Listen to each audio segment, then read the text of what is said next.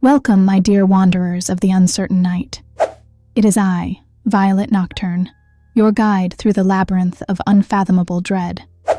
Tonight, let us descend deeper into the void, a place where the known teeters on the edge of the inconceivable. Dim the lights and hold your breath as I unveil to you the elevator between. You've been in an elevator before, haven't you? Metal walls glinting back at you. The quiet hum of machinery as you're whisked between floors. But have you ever wondered, what if the elevator had its own rules, its own desires? Elevator buttons don't speak, but they most certainly suggest. Some floors come preordained by the worlds above or below. But tonight, there's a floor that was never meant to be. A floor you didn't select, but one that selected you. Our tale begins with Eleanor, an overworked archivist who questions her very existence.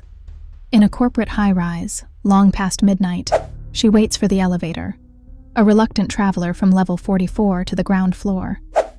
The building feels like a cavernous graveyard at this hour, hushed and echoing. A soft chime. The doors open. Only, Eleanor isn't alone. A man dressed in outdated, nearly Victorian attire stands inside, his face etched with something, perhaps sorrow, and his eyes carrying shadows deeper than the building's foundation. He tips his hat. "Ground floor," he murmurs.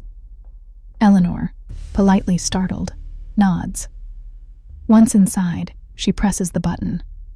But there, on the metal panel, something curious catches her eye. A button she's never noticed before.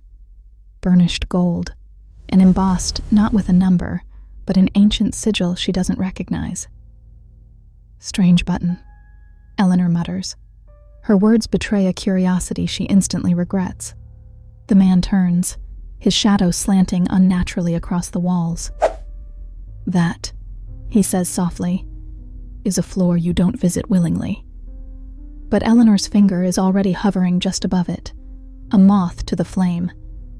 Against her better judgment, some magnetic pull compels her to press the unfamiliar sigil. She doesn't recall consciously deciding to touch it, and yet, the soft ding echoes like the tolling of a bell. A harbinger. The elevator lurches. Not the gentle, seamless drift she is accustomed to, but a sudden, mechanical groan. The kind that sounds alive, as though the elevator itself is straining against an unseen force.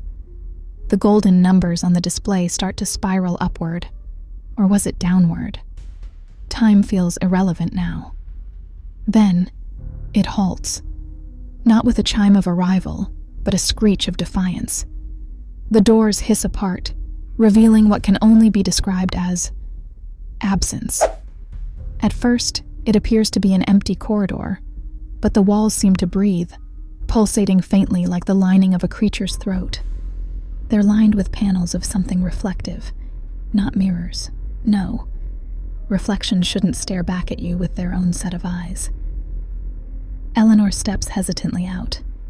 She doesn't remember wanting to, but here she is. Companions lost. The man who once tipped his hat is no longer there. A silence envelops the air, thick as fog. The panels whisper faintly if she strains to hear them, voices intertwining and unraveling. Words like release, betrayal, found you. Eleanor continues forward, curiosity mingling dangerously with an animalistic fear. Suddenly, the corridor shifts like a living entity, longer here, shorter there. Time twists. Moments spill over one another like water from an untamed stream. She doesn't remember how long she walks. Seconds? Hours? Days? Something urges her to stop. Ahead is a door. Burnished wood with an ornate carving, the same sigil from the elevator button. The air around her tightens, the type of suffocation that feels alive. As her trembling fingers touch the door, scenes burst into her mind. Her past, her future, but fragmented, incomplete. Alternate versions where she made different choices in her life. One version laughs, Another cries in unbridled despair. But they all share one element. They are staring back at her from the panels, knowingly. One step inside reveals a boundless chasm. A city, or the carcass of one, sprawls out below her feet. Her footing wavers, as if existence itself rejects her presence here. Twilight hues and spirals of dark energy whirl through this ghostly architecture. Before she can blink, Eleanor finds herself standing back in the elevator, panting as though she's run through time itself.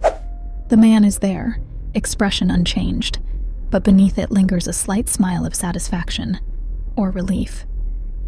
"You are one of them now," he says. The doors open. Ground floor welcomes her, though it feels altered. "Them?" she tries to ask, but when she turns to him, she finds the elevator empty, and so concludes the story of Eleanor. But you see, my dear wanderer, the question remains, did her descent end, or has it only just begun? Elevators demand trust, but where they lead, perhaps the decision is not entirely yours to make. Rest well tonight, if you can, and thank you for joining me in the echoing void where shadows thrive. Until next time, I will be waiting in the in-between.